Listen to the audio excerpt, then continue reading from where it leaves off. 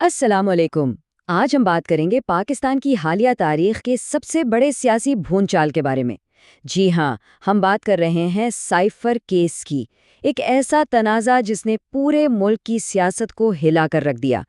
आज के इस जायजे में हम हक़ायक़, दावों और जवाबी बयानिया का बिल्कुल गैर जानिबदाराना जायजा लेंगे ताकि समझ सकें कि आखिर इस पूरे मामले की हकीकत क्या है। इस पूरे मामले को हम मरहलावार समझेंगे, शुरुआत से लेकर साइफर की तारीफ, दावे, मुबैना लीक की रिपोर्ट, दोनों अतराफ के मौक़िफ़ और फिर कानूनी कार्रवाई तक। तो चलें सबसे पहले इस सियासी ज़लज़ले के आगाज़ की बात करते हैं। हम सबको अच्छी तरह याद होगा जब साबिक वज़ीर आज़म इमरान खान ने मार्च 2022 के एक जलसे में कागज़ लहराकर ये धमाकाखेज़ दावा किया था कि मुझे हटाने की साजिश हो रही है।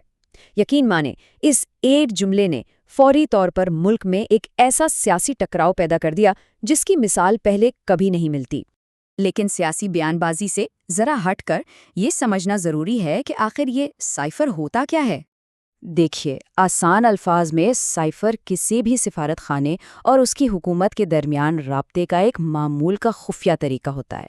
और इस मखसूस केस में ये वो खुफिया सिफारती केबल थी जो उस वक्त के पाकिस्तानी सफ़ीर असद मजीद खान ने अमरीका से इस्लामाबाद भेजी थी।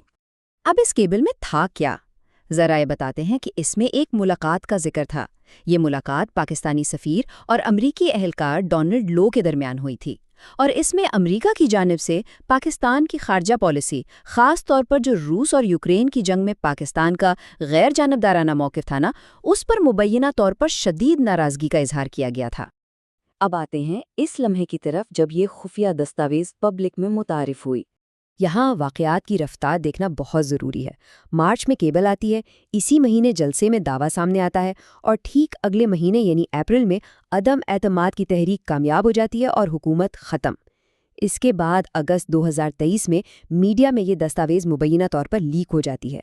यानी बंद कमरे की मुलाकात से लेकर हुकूमत के ख़त्मे तक का सफ़र बहुत ही तेज़ था। इस मुबैना लीक में एक जुमला था जिसने वाकई सबकी तवज्जो खींच ली, और वो ये था कि अगर अदम एतमाद का वोट कामयाब हो जाता है तो वॉशिंगटन में सब माफ़ कर दिया जाएगा।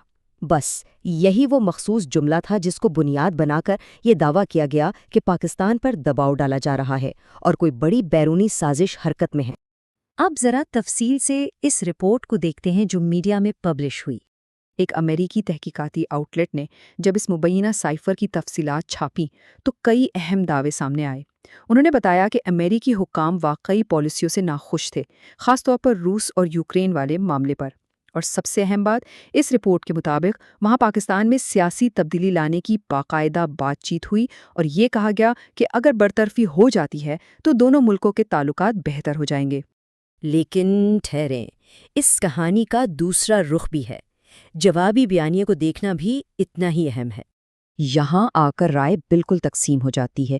एक तरफ इमरान खान का ये बयानिया था कि भाई ये मुकम्मल गैर मुल्की साजिश और एक इंटरनेशनल गेम था, जबकि दूसरी तरफ हुकूमत, फ़ौज और अमरीकी हुकाम का मौक़िफ़ बिल्कुल वाज़ेह था कि कोई साजिश नहीं हुई। उनका कहना था कि ये महज मामूली सिफारती बातचीत थी और अदम एतमाद का वोट मुकम्मल तौर पर एक आइनी अमल था।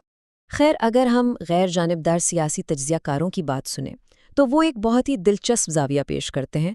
उनका मानना है कि ये लीक शुदा दस्तावेज़ बिलाशुबा एक सिफारती दबाव को तो ज़ाहिर करती है, लेकिन इससे ये साबित नहीं होता कि हुकूमत गिराने के लिए कोई फ़ाल साजिश की गई थी।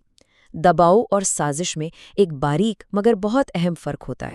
और फिर ये सियासी बहस एक नया और संगीन मोड़ लेती है जब कानूनी कार्रवाई शुरू होती है।